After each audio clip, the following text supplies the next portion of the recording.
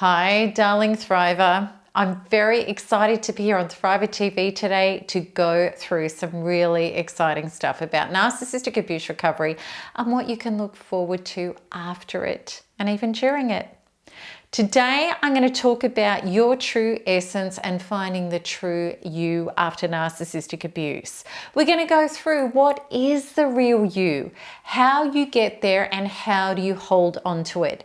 So stay tuned because we're going to go through all of this. All right, so before I get into today's video, I just wanted to let you know about my upcoming 10-week program starting in May, which is called Thrive.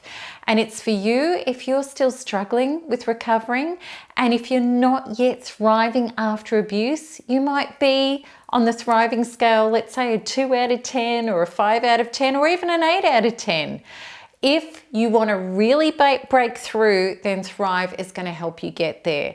Because each week in this brand new program, we're going to be doing highly interactive breakthrough workshops, really powerful group quantum freedom healings, which are always massively powerful in a group, those of you who have experienced it, live Q&As, and heaps more to help you finally heal your trauma, any stubborn blocks that are stopping you from truly thriving and breaking through into your true after abuse potential. So you can find out all the details and register your spot at melanietoniaevans.com/thrive, or you can see the details in the show notes. All right, so let's get into today's session, today's video about discovering your true essence after narcissistic abuse. This is such an interesting journey. You really could liken it to having to experience what you're not to become who you really are. We could also say that this is a passage, a deeply spiritual, profound passage, not unlike carbon under incredible pressure and heat, which becomes a diamond, or grit in a shell that turns an oyster into a pearl. I personally so believe that the alchemic passage of narcissistic abuse is the hero or heroine's journey from a false life with a false self into a true self and a true life. Okay, and I want to talk about that, the false self and the false life.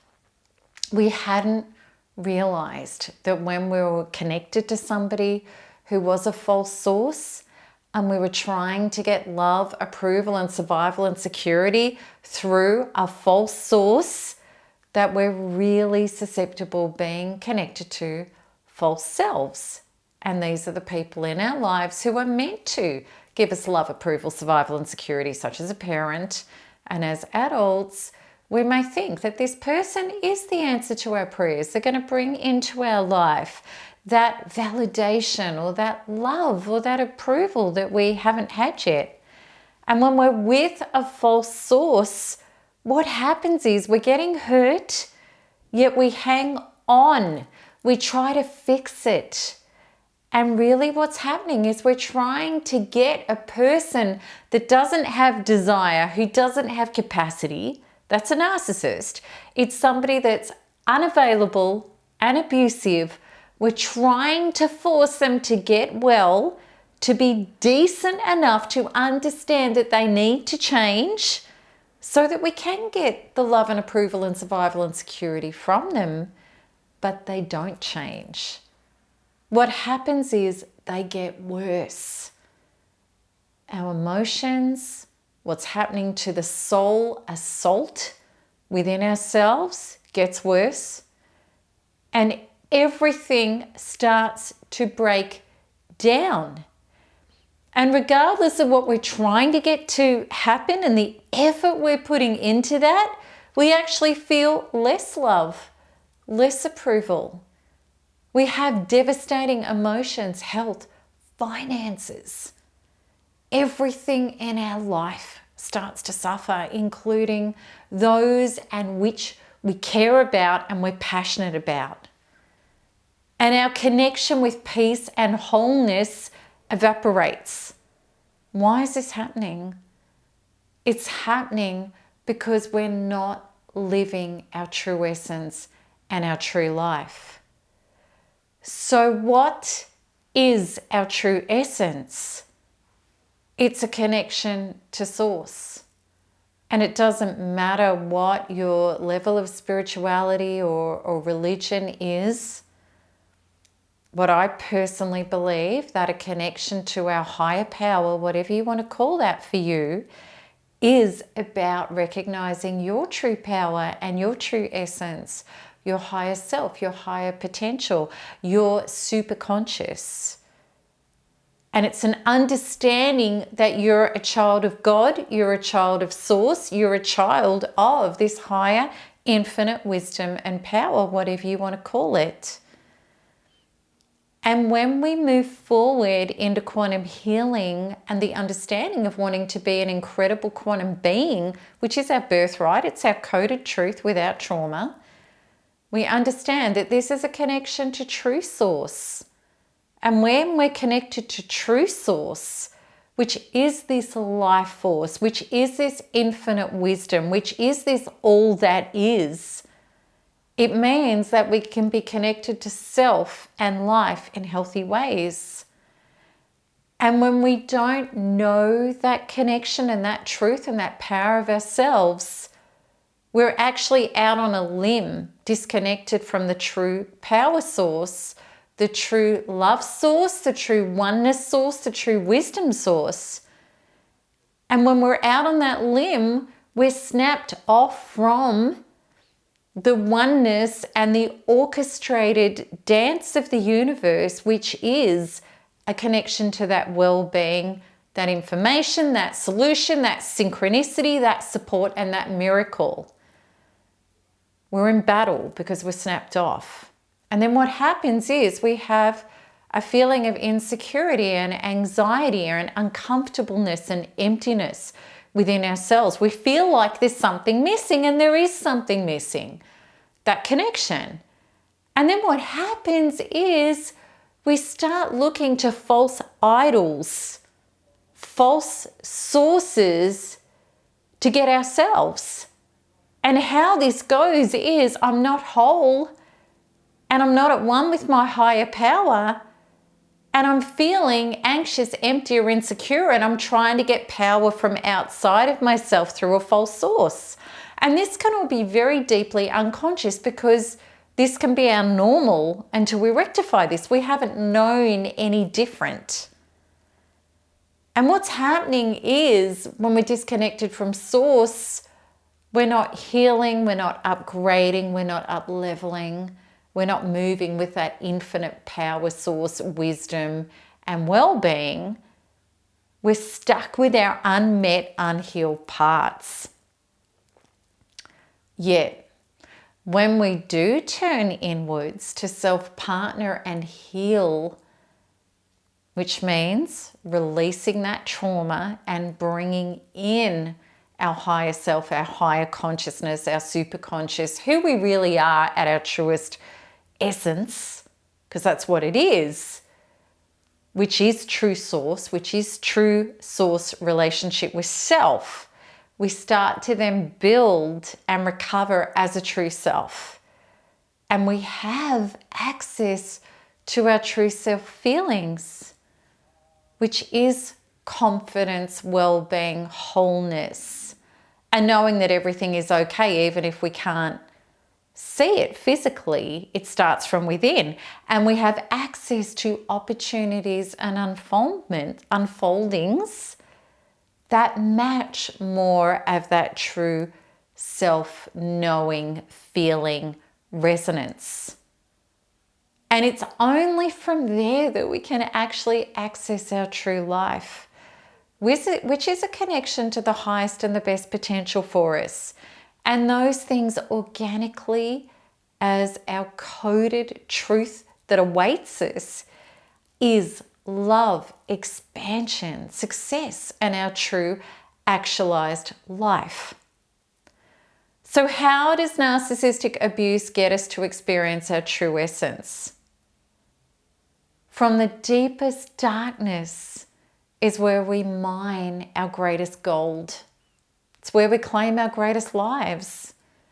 When we turn inwards to self-partner and do the inner work, to release our trauma and reclaim self, true self, this is when we move out of the darkness and into the light.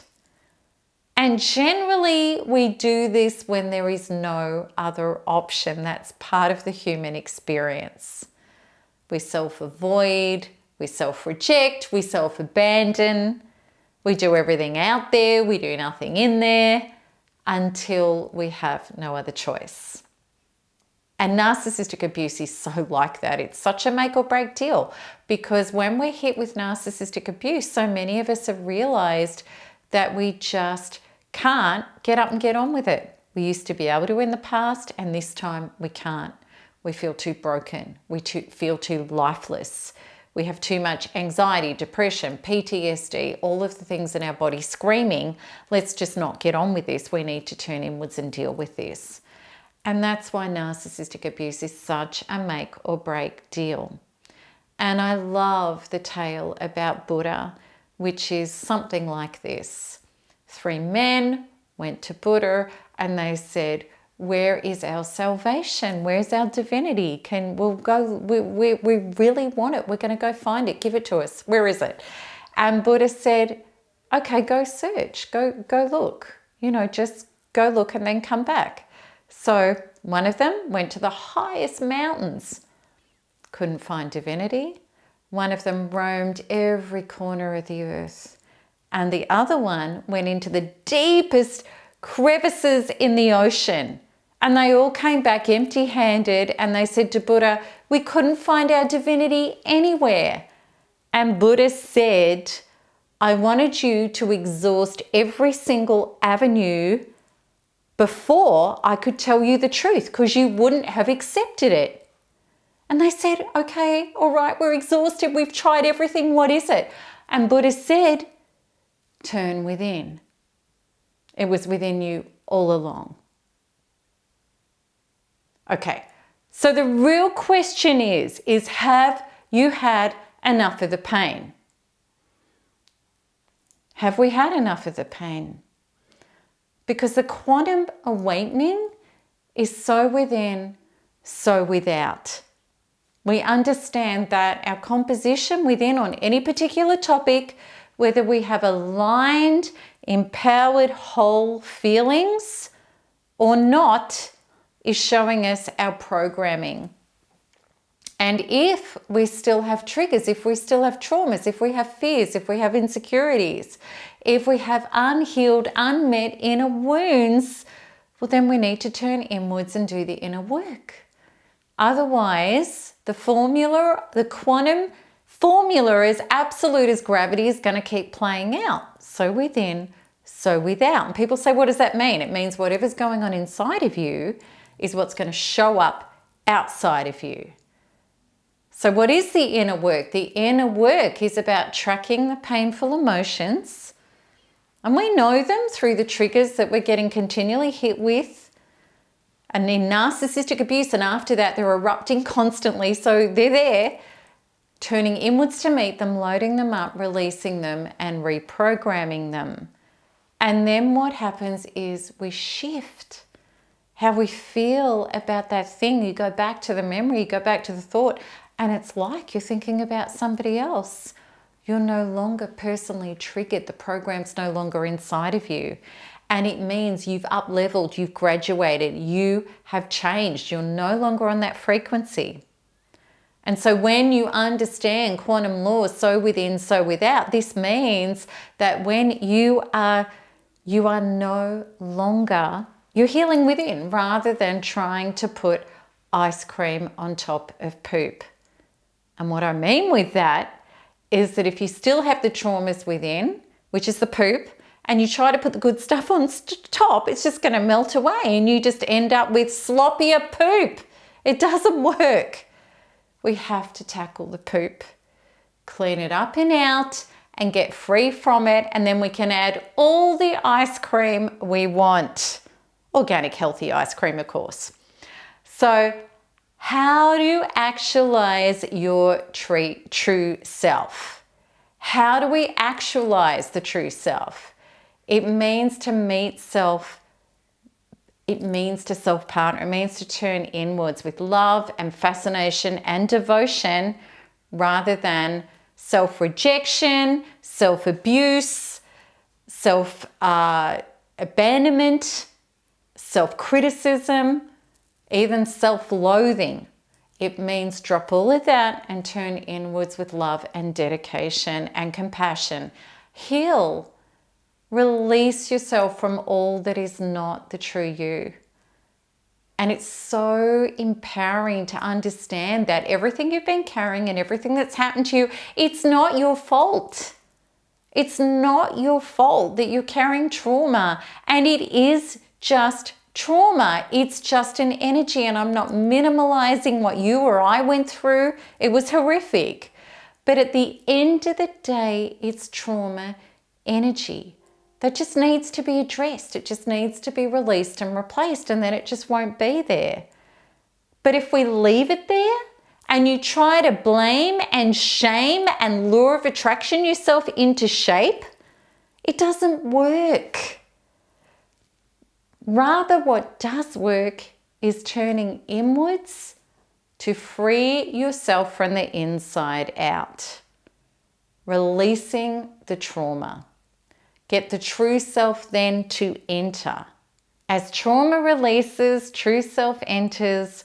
Wisdom, power, self-love, fearlessness, presence, courage, expansion, and so much more organically arises. Because this is who you are naturally without your trauma. You don't have to learn to be these things. That's who you are.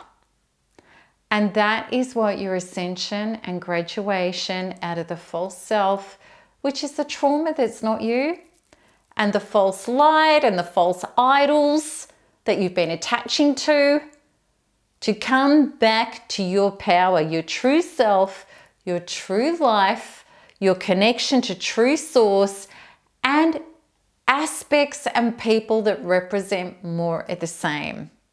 And this is where well-being and life can flow through you as you, and you are literally God, source, godding, sourcing, whatever you want to call it. I want you to feel what I've just said, and I want you to pause this video and let me know if you cellularly feel this. I'm talking to your being. And maybe you need to watch this a couple of times to just let the words and let these concepts flow through you. Try and put your mind out of the way and just open up and feel them, because it's your body that knows the truth, not our overactive mind that makes up stories. Does it make sense? Have you already been on the journey of letting go of who you're not to become who you really are?